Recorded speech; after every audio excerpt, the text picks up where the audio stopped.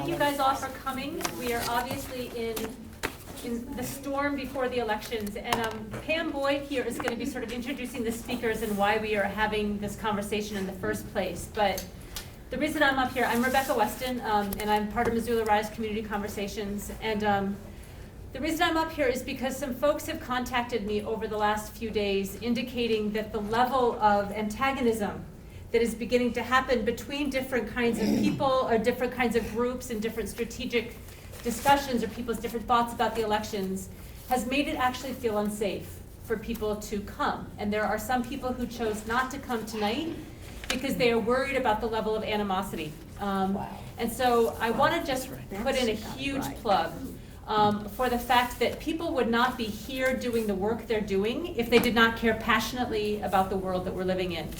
I don't know if folks heard that there was an election in Brazil. That is one of the more scary events happening globally. And I use the word fascist without any quotation marks or without any risk of hyperbole, that there is in fact an elected fascist now leading the 5th largest country in the world. And Trump was very quick to congratulate him on that victory. And I don't say that because I think that we are in the moment of a fascist empire. But I believe that there's inklings of those kinds of threats and the language of that. And I say that because it is all the more important, not only that we disagree openly, but we do so with civility and understanding that we all have a vested interest in the outcome of this. That we all have children, we all have parents, we all have people living that we love and that we care about, and that we would not be doing any of this work if we were not all on that same page. And so there will be definitely room to air out the disagreements about strategy, whether it's vote blue no matter who, whether it's voting for a third party in Green Party, or whether it's voting through different party lines around the DSA, all the different strategies out there, because we're all eager to build a left. But I want to just make it very clear that we will not tolerate any name calling. All interventions and all comments need to be civil and framed as disagreements about a political perspective as opposed to about a specific person or individual. And I will, and the rest of the group will monitor that as well. So without further ado, give it over to Pam. Well, I'd like to welcome you all to our conversation tonight. I want to let you know that it is going to be filmed by Missoula Community Access Television, and it will be able to be streamed tomorrow, is that correct? But it won't be released until after the elections. But the conversation is something that's going to carry on beyond the elections, so I think you should be able to pick this up and share it a little bit beforehand, but we can talk about this for a long time afterwards. We're here tonight because elections are coming up, and we timed this conversation to coincide with that. But we are here really because of an election that happened 2 years ago. And at that time, we probably all, everybody in this room woke up the next day and said, how could this happen in our country? How could this happen? And we started pointing fingers and we put blame on things. If the DNC hadn't cheated, maybe Bernie could have gotten a nomination and been elected. If Bernie's supporters would have voted for Hillary when he didn't get the nomination, maybe Hillary would have been elected. If the Green Party hadn't had a candidate, those votes could have gone to Hillary, and then we would have maybe been able to win. And so there was a lot of blame going around to start with. When the dust settled, we recognized that we were more fractionated than we thought on the left.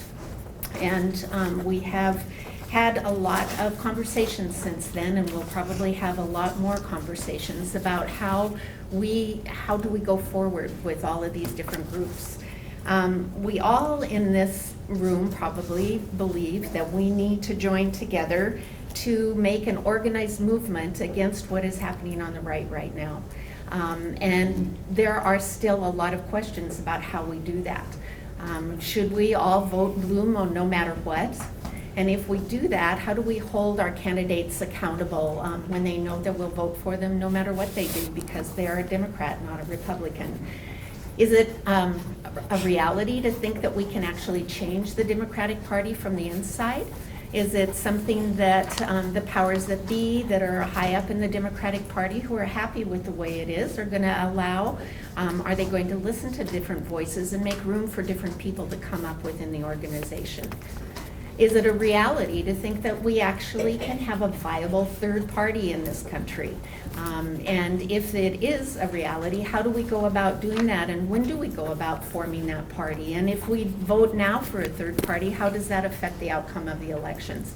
So we have all of these questions swirling around us, which is why we have invited our panelists today to help talk with us about this. And we're going to give each of them 15 minutes to present their perspectives, and then we're going to break into our small groups and talk about these things ourselves. So they each have a series of questions that we have asked them to look at. What is your or your organization's visions of how to create political change? Regarding your organization's strategies, what are some historic examples that were successful and some that were not? And what are your personal thoughts on the concept of an electoral spoiler? And so those will be beginning things. I'm sure we will have lots and lots of questions and discussions that come off of those questions to start with. But I would like to welcome our panel. We are going to start with our progressive Democrat at the far end, Pete Talbot, and then we will move to Tootie Welker, who's with DSA, and Karen Wickersham, who is our Democrat, and Danielle Beck, who is here for the Breck. Oh, I'm sorry, Breck, who is here with our with the Green Party. So we will hear perspectives from all of these people tonight, and hopefully have good conversations with them after they're done talking. So please welcome them.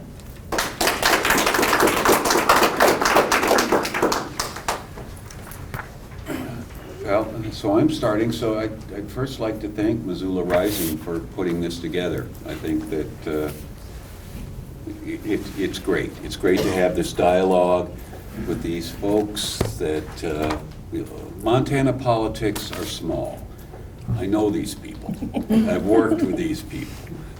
So we're not that far apart on most issues and campaigns and everything else. So thank you again, Missoula Rising, for doing this, because at the very least, it will show that we can advance progressive issues together, I hope, and we're not that far apart.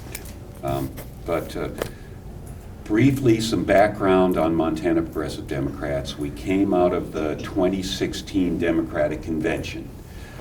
That's where we got organized, because we saw a lot of activists, young progressive activists for the most part, who were a little disenfranchised, a little disenchanted with the Democratic Party and the DNC, and rightfully so in some cases. So we wanted to keep them in the party.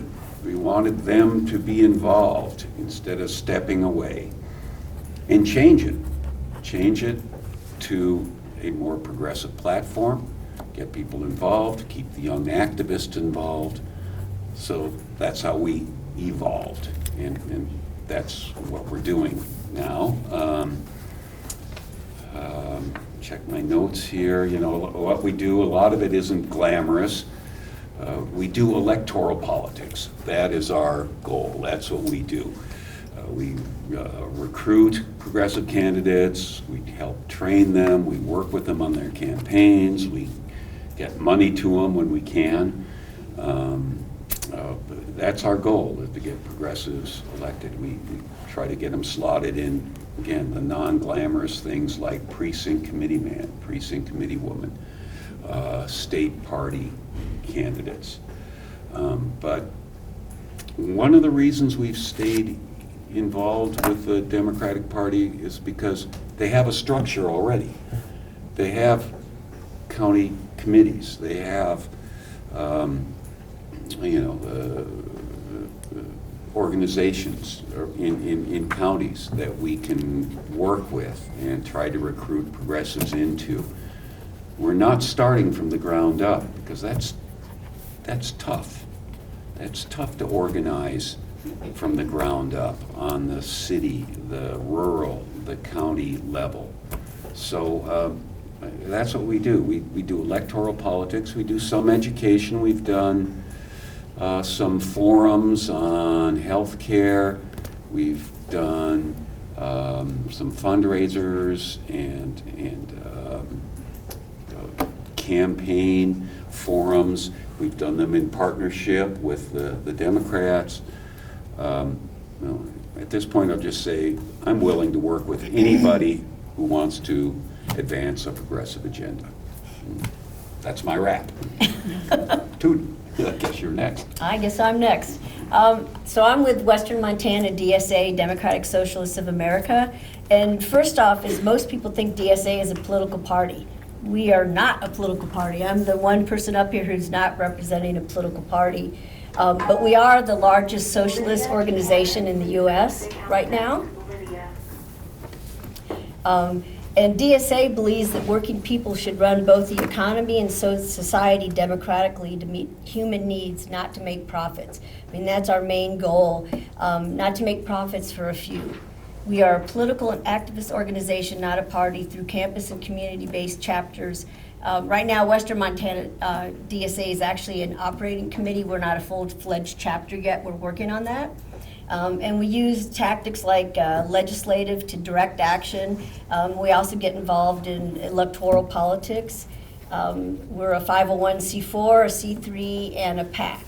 So that's a little bit about the national umbrella, which is really a federation of individual local chapters, which are all completely autonomous from the national. The national does not dictate to local chapters what we do or don't do, but they kind of help provide, like the Democratic Party, structures for chapters to use.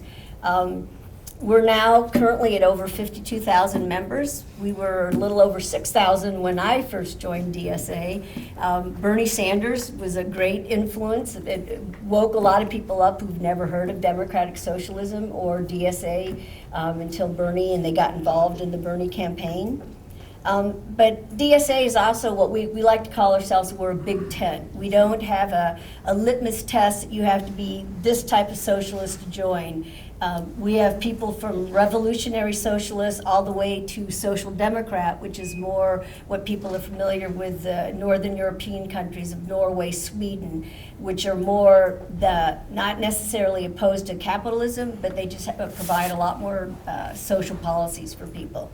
So we our members fit all along that. And I would say probably a good chunk of the folks who joined after Bernie, it was the social democratic policies that really spoke to them. Medicare for all, Fight for 15,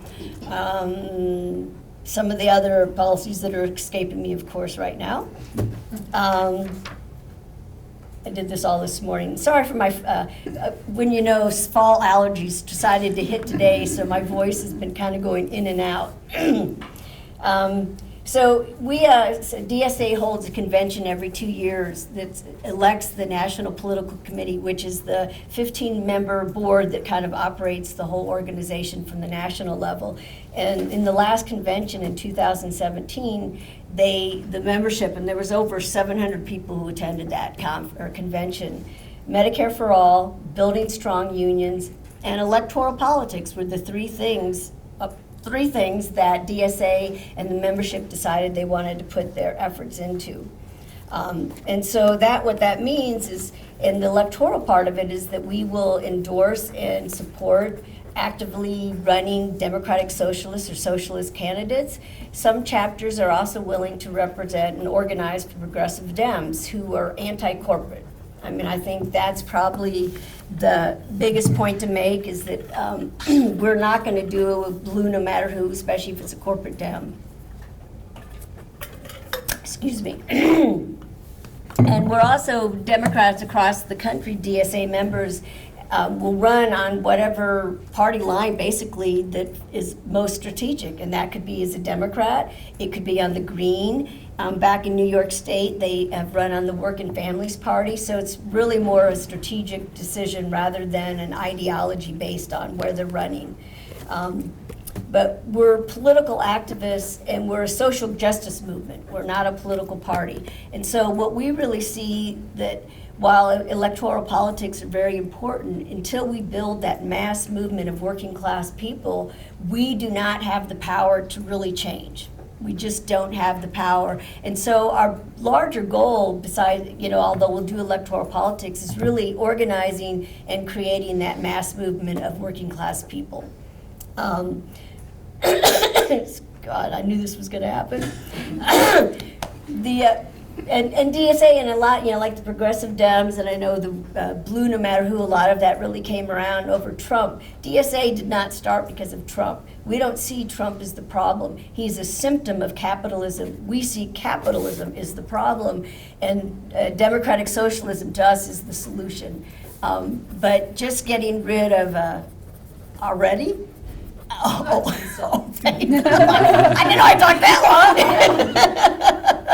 long. So we see Trump as he's just a symptom of the capitalists, the greed, the developing an economy that works for smaller and smaller people. I just read last year, 179 new billionaires were developed last year in 2017. And the majority of them, over 40, it was from inherited wealth. That's how they became a billionaire. And we think that is just wrong on all levels. So we understand that concentrated wealth and that's the problem. And so we need to organize working class people in a mass movement to fight up against that. We also have a profound commitment to democracy. That's why democratic's in our name, democratic socialism. It's not just a tagline. We do everything democratically, which means sometimes we aren't real quick to respond because we have to talk amongst ourselves and not one of us speaks for the group. It's like, do we, don't we? And we talk about strategically, does it make sense to get involved in this rally or that rally, or do we want to support this issue or not? How does that fit with our overall goal? And so we do a lot of talking sometimes. A lot of talking, and anybody who's dealt with consensus knows that it can take some time. What was the other? So that's kind of our vision. One of the other things that I was going to read, and this is actually from the DSA page, is to make a socialist revolution, you need two things. First, you need the working class majority to understand what's wrong with capitalism. A lot of people don't get that capitalism is the problem and see the need for its replacement. And second, you need the working class majority to be strong enough to really go toe-to-toe with capital and stand a chance at winning. When the left thinks about how to choose the campaigns it should focus its energy on, we should always be asking whether the campaign serves these purposes: building revolutionary consciousness and confidence, and building material working class power. Does it meet those two? Then it's worthwhile going forward. That was the big part of it. So, where we've been successful, well, DSA, a lot of the endorsed candidates, we won in primaries all across the U.S. from city council. We've got 2 city council members, or 1 city council member in Billings, Montana. We have 2 DSA members who won their primary races in Billings. I'm sure everybody's heard of Alexandria Ocasio-Cortez in New York, who took out like a party machine, which is almost unheard of. So we've had a lot of successes. I couldn't really speak to some of the failures because we just went from 6,000 to 52,000 people in like a year. So, we're all still struggling actually as an organization to adapt to these new numbers and figure out the structure. I think the one other question was to talk about whether we thought on the concept of an electoral spoiler. We all vote just once a year, or once every 2 years, but we organize every day. So to categorize whether voting and whether there's such a thing as a spoiler, I think that's the wrong question. It's like, what are we doing every day to organize? What are we doing to recruit the best candidates possible to run that meet our values? And are they meeting the values of their corporate donors, or did they meet the values of us? And so I think what's really incumbent on us as organizers, and I'm not on the National Electoral Committee for DSA, but I'm on the training subcommittee. And November 7th, our next step is to start, you got my allergies, is to start recruiting candidates to run in primary races in 2020. And that is the very next step thing to do. One of the things that DSA and that we've been doing through the training committee is teaching chapters how to run their own electoral campaigns so that we can recruit our own candidates. We will do the field campaigns. We won't rely on the Democratic Party, which also means when we do canvassing, we keep the information. It doesn't go to some other buddy's van or other information system. We get to, because that information that you gain from canvassing, whether you're canvassing on Medicare for All or you're canvassing for an electoral candidate, that information is gold, and you use it and you build on it and you use it as you keep moving on and on. And so that's going to be the next steps for DSA. We'll be actually looking at recruiting other socialists to run, whether it's for city council or state representative or U.S. Congress, but getting more people and recognizing that we have to build the mass movement and get people involved in the electoral politics at the same time. But without that mass movement, we do not have the power to change shit. So, spit, I said spit. Sorry. There was supposed to have been a beep for that.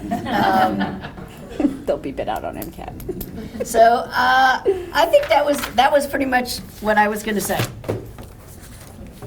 Okay. I lose my voice completely. Hi. Thanks, Missoula Rises, for doing this and for inviting me to be on this panel. Well, tonight our hearts are broken. And I wanted to start with we're in a state of shock and sorrow, and our country's in a very bad place. We've got pipe bombs sent to Trump's critics, racially motivated slayings of innocent blacks, mass murder in a synagogue, and tonight I read 5,000 troops are being sent to the border by Trump. So I've thought a lot about what I'm going to say since Rebecca asked me to sit on this panel. We've often disagreed on many things, very, very lively discussions we've had, and those have motivated me to dig deeper to a better understanding and to understand different points of view. So thanks, Rebecca, for that. I'm going to be blunt tonight, not to shame or blame anybody, but to motivate to action, because we all care about where we find ourselves today.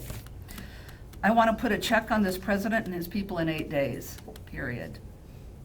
This is too important for me personally not to stay on message, so I'm going to read my thoughts. I put a lot of thought into this over the last 2 years. So I'm an anomaly on this panel. The other panelists each represent their organization or party with a defined and structural position. I'm not representing the organizational equivalency in the Democratic Party. That would have been Dave Kendall, the Missoula County Dem Chair, or Nancy Keenan, the Montana State Executive Director of the Democratic Party. I'm just representing me here, a citizen concerned for our country. To answer the questions I was given as a panelist, I first need to frame my point of view by saying I lived through turbulent times of the 60s and 70s. Watergate, the Nixon impeachment, Vietnam War, Civil Rights Movement, JFK, MLK, and Bobby Kennedy assassinations. The last 2 years have been far worse, with greater consequences than anything I've ever lived through in my life. All our tears, protests, and outrage won't mean a thing without voting realistically and actively encouraging others to do the same. Protests and movements ring hollow without the same energy expended on realistic electoral outcomes. We have just lived through a week of tragedy. This should give us all pause to think hard about what is at stake in this election. I'm a Democrat. I did vote blue, and I'm really proud of it. Since Trump was elected, I still envision our country as a Titanic heading for a very dangerous iceberg. Trump is the tip of the iceberg, spewing hate and lies. He's given license to all that is bad in the country without giving hope in what we can be. What is under the tip of the iceberg is even more frightening. Trump represents and has emboldened white supremacy, oligarchy, fascism, kleptocracy, degradations of institutions, justice, the free press, and we have Kavanaugh and Gorsuch. Both will swing the Supreme Court far right for generations.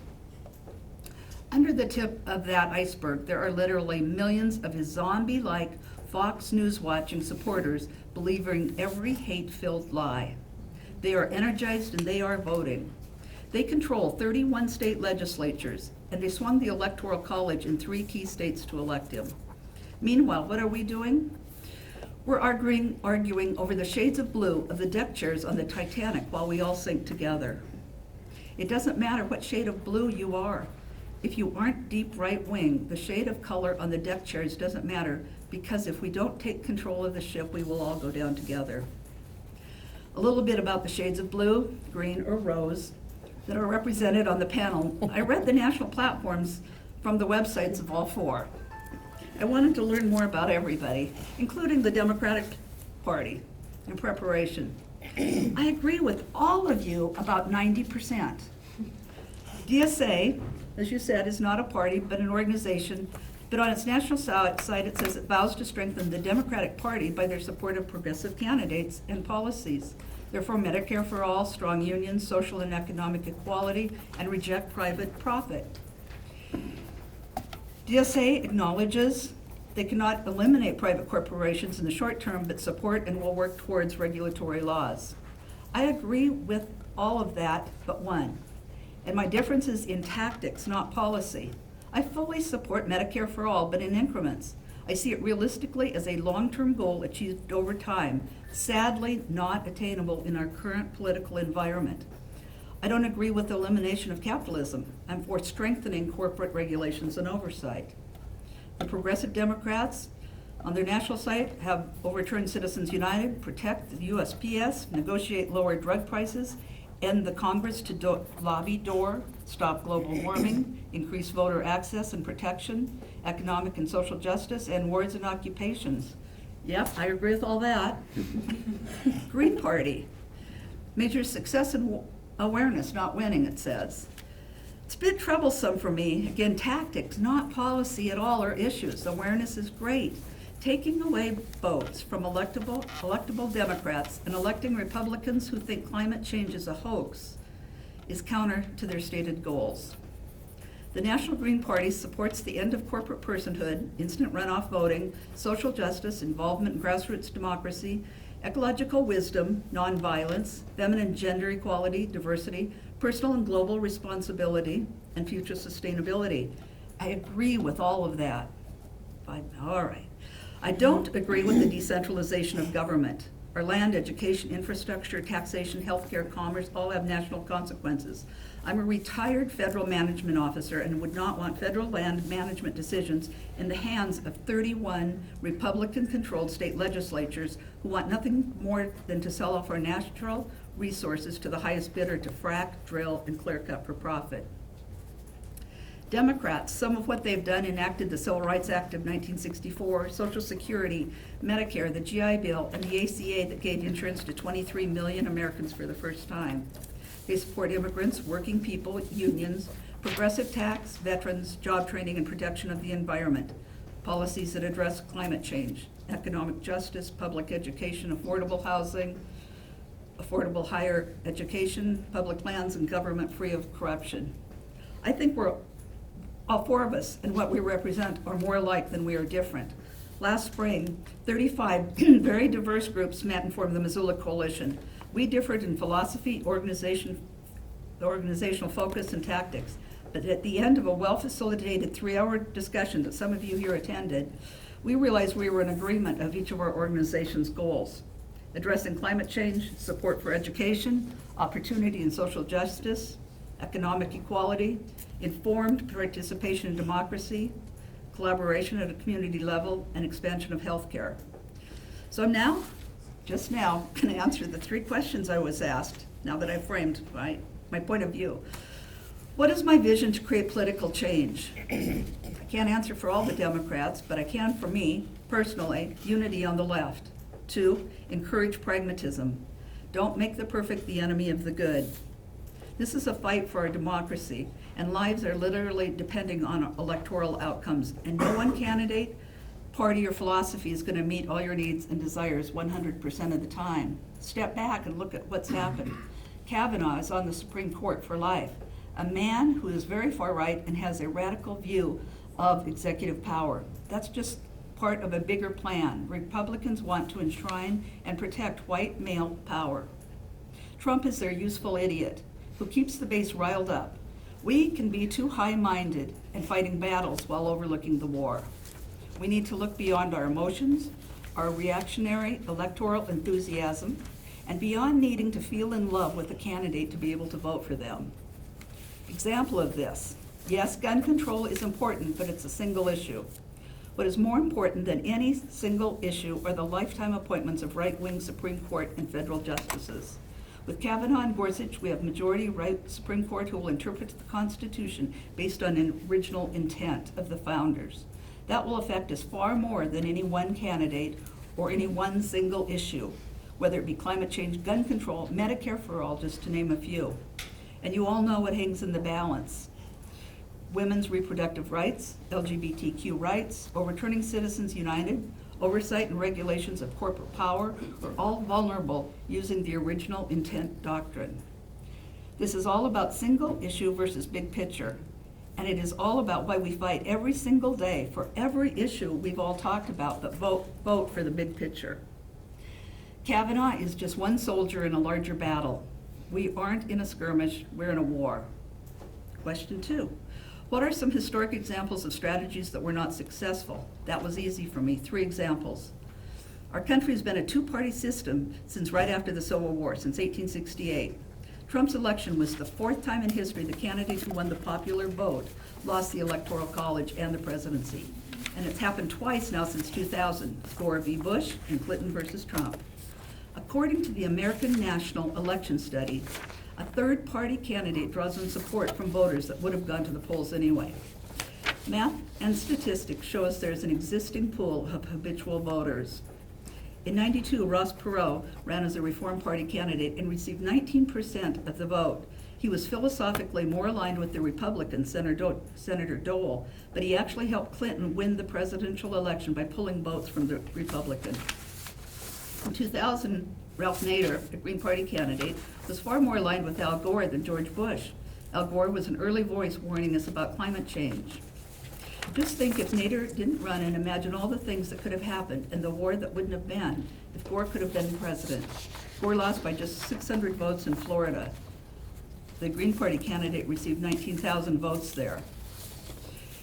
And in 2016, 3 swing states, Michigan, Wisconsin, and Pennsylvania, Jill Stein won more total votes than Trump's margin in victory. Stein, 132,000, Trump's margin, 79,000. History matters and math matters. Can't be argued the policies of the Green Party were far and above more closely aligned with Clinton than we've seen with Trump rolling back every environmental regulation. I use the next historic and literary example with trepidation. There's some frightening similarities to Trump and his base of zombie-like supporters, gulp, to the rise of power of Hitler. Historians conclude the only way to have stopped Hitler was to unify against him and have done it early. In other words, the best line of defense of a democracy must be at the first point of attack. And in The Handmaid's Tale, one woman asked the question, when was the moment we could have stopped all this? Math does not lie. My career was based on math, numbers, and analysis. And we don't have a ranked order system of voting, as much as I would like that. And until we do, a vote for a third-party candidate helps select your least liked candidate and hurts the candidate you are more philosophically aligned with. If you aren't part of Trump's base, then not voting or voting third party just helps embolden the right by electing Trump-like clones like Rosendale and Jean Forte, who will vote with him every time. This is the first national election after Trump. This is our chance to stop him. My personal thoughts on the concept of an electoral spoiler. Pretty sure you can all guess my answer to this one. The realities of history and elections. Because of our electoral system, voters in red state of Wyoming get over 3.5 times more power to a single voter in California. You might say a vote for a third party doesn't matter in a state like Montana that went for Trump by 20 points. I say it does with this argument. If you think like I do, that the Electoral College is outdated, then the wider the margin of difference by state between the popular vote and the Electoral College leads to a compelling argument that population trends and urbanization have made the Electoral College system of electing our presidents obsolete. Every single vote matters. I hear some say there's a failure of bold policies in the Democrats. In swing districts, bold policy, populism, and socialism is really working for the Democrats, and I celebrate that. But not so in purple to red states, like Montana, where Democrats start with a -4 points with every single statewide race. If you don't believe me, you aren't knocking doors for Senator Tester right now. Money in politics. Democrats are disparaged for taking corporate donors' money, but look at it this way. We don't get campaign finance reform and overturn Citizens United with Republicans in power and a right-leaning Supreme Court. We shouldn't hobble Democratic candidates by demanding that they bring a Q-tip to a gunfight. I'm just fine with every single one of them using every dollar they can to win against the current onslaught of big money and consolidated dark power. I look at this in 3 sequential steps. Step 1, beat the Republicans by unifying and voting. Step 2, keep pressure on Democrats for the change you seek. Change the party from within and become active in party politics. Step 3, primary the Democrats if they don't keep their word. Vote with your heart in the primary and with your head in the general election. We all have a responsibility to hold our elected officials accountable, and these aren't normal times. And I see little use in arguing over our differences when we're 1 week away from the biggest election of our lifetime.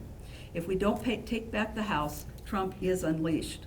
We need to flip 24 seats to put a check on this president, and our state is one of them.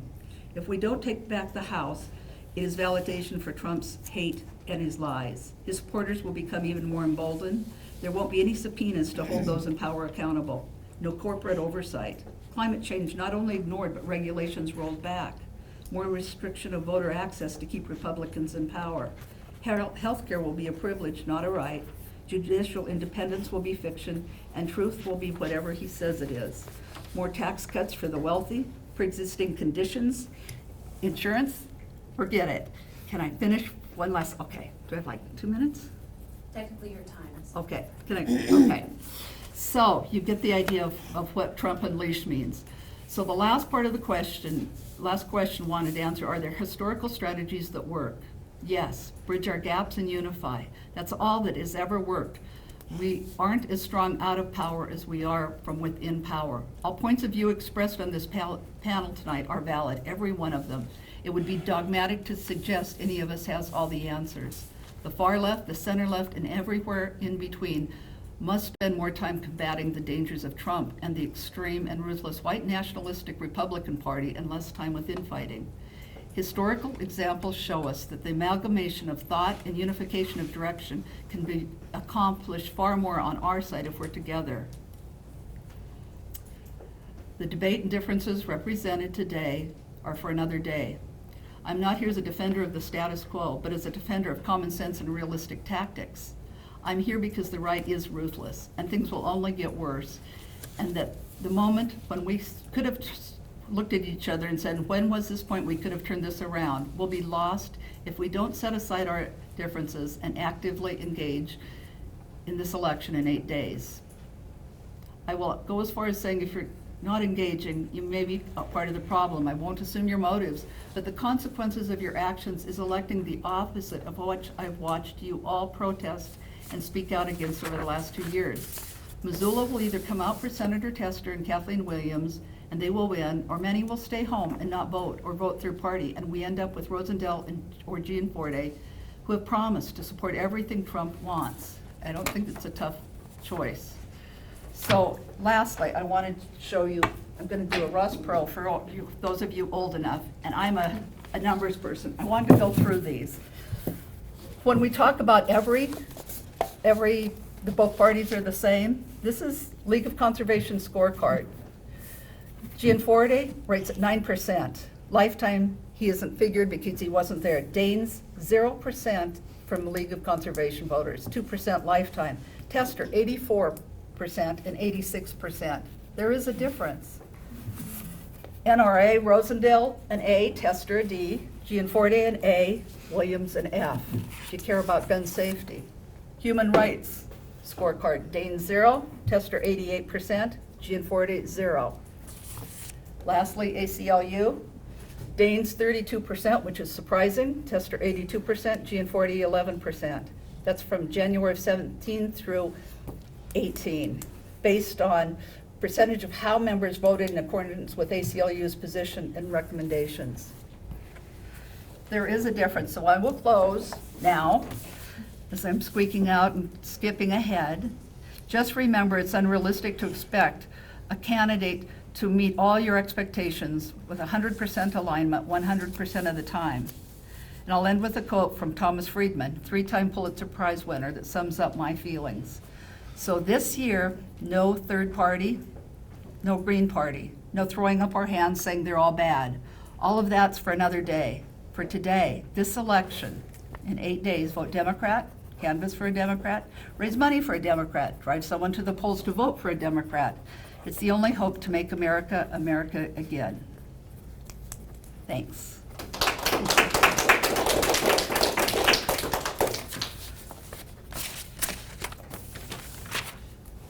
Well, first of all, thanks Missoula Rising for inviting me to this panel. Thanks Karen for going over our values so that I don't have to reestablish them for all of you. A few different things about this discussion so far. I would start with drive someone to the polls to vote if they don't have a right, no matter who they're going to vote for. Because our participation in our government, our taking part in democracy is essential to who we are as a nation. It's essential to what we believe in and what we stand for. So even if the person you're driving to the polls is going to vote for Trump, drive them there anyway, because that's their right. So we'll start there. And okay, so let's start with a little bit of a background on the Green Party. In Montana, the Green Party's been around since the late 80s. Mid-90s, in 2012, we were the only party to ever get status by having a presidential candidate get more than 5% of the vote. That was Ralph Nader, as you all know. We've seen a dissolution of the Green Party during the Clinton and Obama years.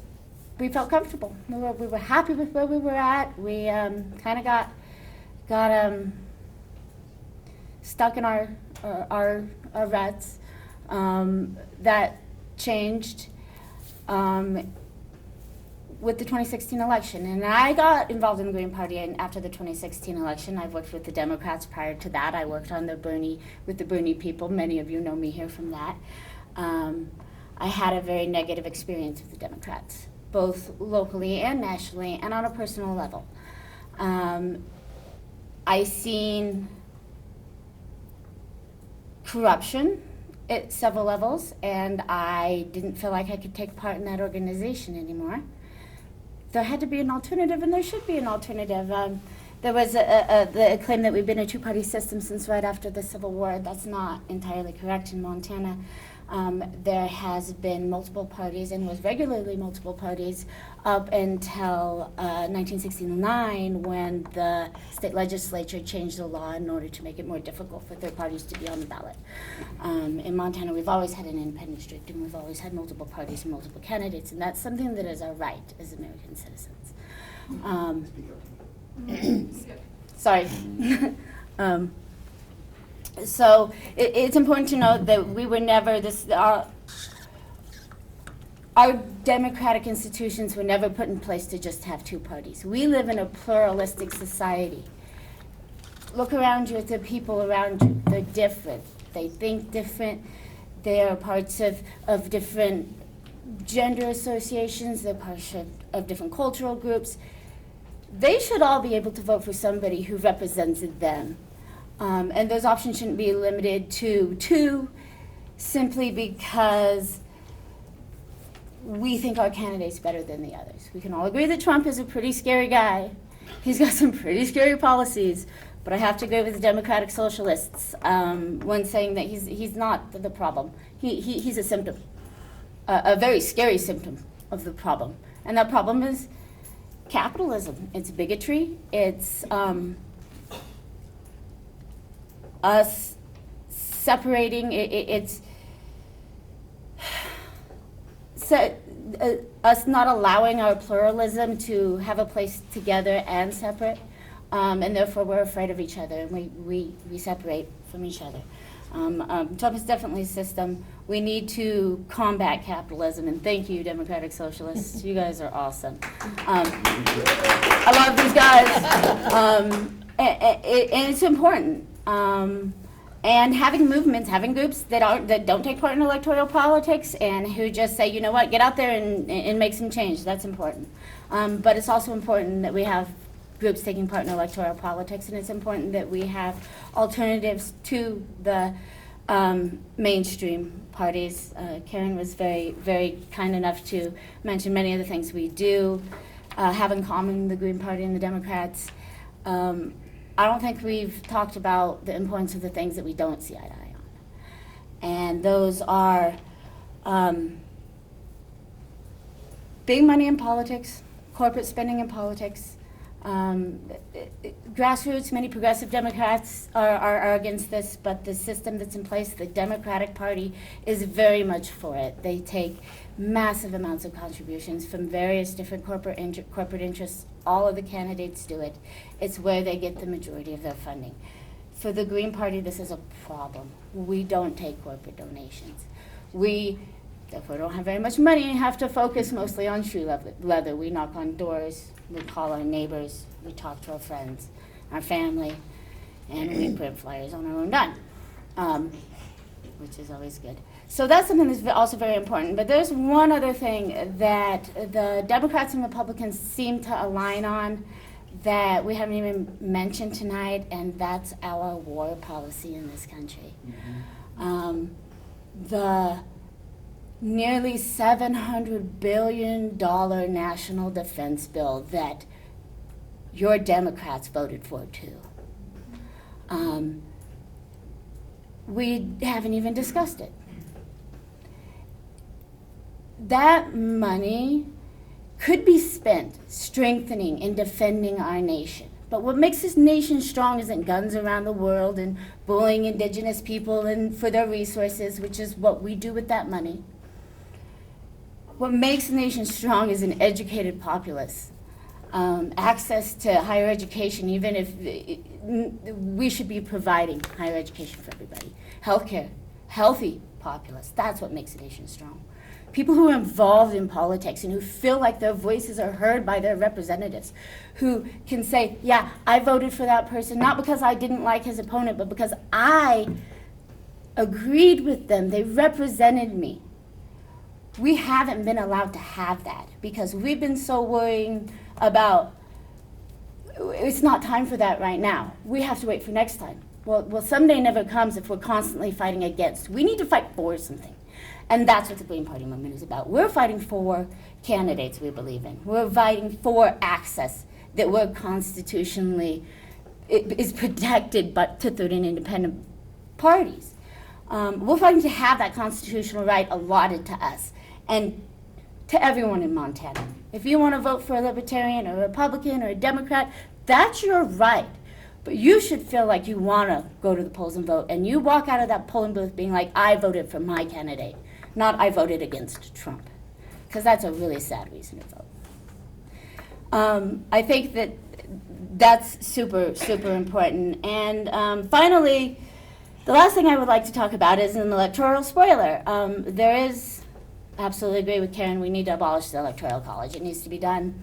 It skews the voice of the people. I am very much belief in grassroots democracy is a very important part of who we are as a party.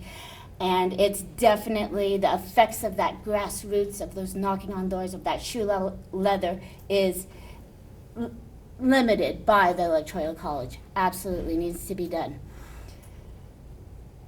We could accomplish this in potentially legislatively, but because it is part of the Constitution, it would probably have to be an amendment. I think that the more important amendment we need to focus on right now is the move to amend against the Citizens United. But I do think that there are strategies for us eliminating the spoiler argument, and that brings me to ranked choice voting, and Karen says we don't have a viable party until we have ranked choice voting, so I encourage you all to grab some literature on your way out that was provided to us by the Voters' Choice Massachusetts, who've been kind enough to help us work on our ranked choice voting initiative, which will have ready to start collecting petitions for. First day we can, June 22nd. We have 1 year. I encourage all your groups to get together with us and help us pass this. It's something that we can coalition on that will, the spoiler argument that makes people be ashamed of how they vote or not vote or eliminates choices, we can fix it at a local level. And if Maine has already done it. There's a coalition of groups across the country working on it for 2020. There'll be more, we're not the only state. We can incrementally make it so third parties are viable and they don't spoil elections. And for the records, we don't always lose. We've elected over 600 local and state candidates across the nation since our implementation. So. So- Quick question if I could. Yes. I misunderstood the format. I thought, there are 3 separate questions. Thought we'd address them one at a time. If I could just have a So- couple of minutes to. Absolutely, so Okay. Karen kind of had a little extra, so we'll give you time to This rebut. is So a how's that? couple of minute wrap Okay, because so 4 minutes, is that? If I- the other party will get 4 minutes. perfect. Okay. Excellent. Okay. I strongly support my third-party brothers and sisters. I was active in a third party in the 1990s. It was called the New Party. We had 4 members on the city council here in Missoula. That was a third of the council.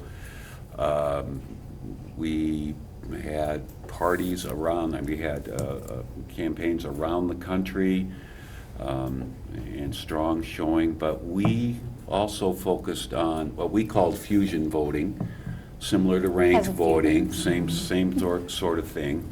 And we were shot down by the U.S. Supreme Court for advancing ranked voting, for advancing fusion voting. Basically, you could have a candidate on more than one party line. You could have a candidate who was a Green and a Democrat, or a Democratic Socialist and a Green, or something like that. How do they have it in other states? New York State is the only. Well, Idaho has. Yeah, they don't practice it in Idaho, but New York State is really the one to look for in fusion. They have the Working Families Party Right. there, and which has some clout. But I just want to say that right now in this country, it's stacked against third parties. The courts are stacked against them, the government's stacked against them, the political parties are stacked against them. So at this point, we are working with the Democratic Party to advance progressive issues and candidates. And that's because, as I mentioned earlier, there's a structure in place. I think that we'd like to keep young progressive activists in the fold, working for change within the party. When we get the fusion, when we get the ranked party or parliamentary procedure, whatever you want to call it, in place, I'll revisit that. But right now, well, for example, John Tester and Kathleen Williams, hardly progressive candidates, but I've been out knocking doors for them. I've been out making phone calls. I've been helping their campaigns because we need to get those folks in now. Once we get some healthy majorities in our state legislature, in the Congress, I'm willing to look at these other parties, these other possibilities. But right now, that's what we're doing. We're trying to get progressives involved and active, and knock on wood, we'll get the majorities, and we can start looking at primary races, advancing progressive issues and candidates there, cleaning up some of the issues with the DNC, and again, advancing what I call the Democratic wing of the Democratic Party. Thanks. Can I make one response to that? Yeah, TSA and Green can both take 4 minutes too. Okay. So I was a lobbyist. I worked for Monso back in the 90s. And Monso was a great organization, got a lot of progressives elected. But that idea that once Democrats have enough people, then they can really make changes, I've been hearing that for 30 years, in the 30 years I've been involved in Montana progressive politics. And we keep saying that. When the first year I worked for Monso, and then at that time, Democrats had the majority in the House and Senate, and Governor Stevens was a Republican governor.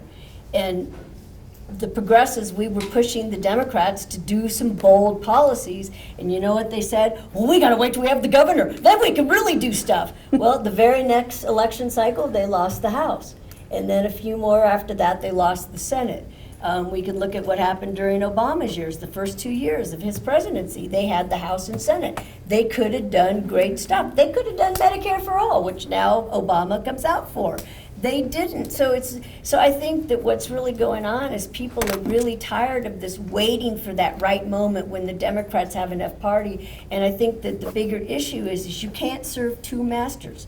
And as long as Democrats are going to continue taking corporate dollars, that's what gets the vote, not the people. So when it really comes down to prescription drug prices or any of these array of things, it's the corporations that get what they want, not the people. And so, not being a millennial myself, I actually spend a lot of time around them, and millennials want something to vote for. They are tired of this lesser evil voting against. They want something to vote for. And so that's where, as part of DSA, while, there's some members of DSA who won't vote for a Democratic all. We don't automatically support Democrats, but one of the things I am committed to doing, because I do believe that electoral is part of the way to get policies, is on November 7th is we start recruiting good candidates who actually speak to what we want and what we want to see as a society, a more egalitarian world for everybody, and then we help get those people elected. And we primary every corporate Democrat and Republican, and we get rid of them all. I would advance, though, that progressive Democrats are for universal health care, a $15 living wage, Yep. for getting big money out of politics, getting rid of Citizens United, getting for, strong public education. And so, Yep. all right. And I would say Absolutely. Democrats are too. Okay, correct. Danielle, if you want 4 minutes to. Yeah, I'd love to say a couple of things. We are really being attacked right now. It is a really hard place. It ain't easy being green. It's not an untrue story. As many of you know, we lost our ballot access due to a lawsuit that was brought against the Secretary of State for whether or not some of the signatures that were turned in for our petition ballot access were valid. The Democrats did win that suit at the state Supreme Court. Many of you may not know we're fighting a federal case right now. We are waiting to be heard by Judge Brian Morris up in Great Falls regarding whether or not the law we may or may not have followed to the letter is actually constitutional. We believe it's not. Watch for that. That will be exciting news coming as soon as the court process happens. It's moving slowly. So there's that. For us, it's important that we are a pro-party. Millennials want something to vote for. Many of us want something to vote for. I want something to vote for. I wanted somebody I could walk out of my booth and not be like, oh, maybe it's a little better, but man, that hurt. It's not something a voter should have to do. It's important that we have representation of our ideals. And finally, there seems to be some indication that we lack structure, which is not true. We are the fastest growing third party in the United States right now. In 2016, we had our presidential candidate had ballot access in 45 of 50 states, and in 3 others, she had write-in status. Our party is growing every year. We get more percentage of the vote, we get wider access, and we're really starting to pass ranked choice voting locally in many places and becoming more viable. So yeah, it's really hard. You know what? The status quo doesn't want an alternative. And they're willing to pay international law firms upwards of $750,000 to keep your four Montana Green Party candidates off the ballot this fall. So for whatever else it's worth, that kind of big money in politics is a serious problem, and it's unethical and it's not okay. And we really just need to be moving forward as a country and as progressives towards the things that we want, instead of constantly fighting against the things that we don't think we should have or that we don't want. We need to take a proposition and stick with it. And I say pro-peace, not anti-war, but that's so important to us. You're red and you're green, for whatever else it's worth. They're a pro-military industrial complex. We're fighting wars all over the world. Innocent people are dying because of your representatives. We have to do something about it.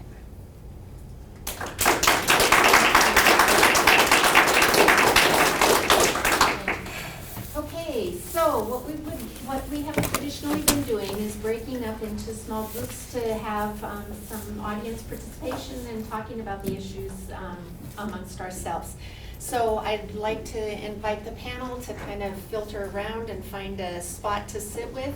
Those of you who may all be like DSA people or whatever, would you try to break up your groups into, so that we have kind of Sit by somebody you don't know. yeah, that's it. So that we can have kind of a representation in each of the groups that we do. So if you would just like kind of pull your chairs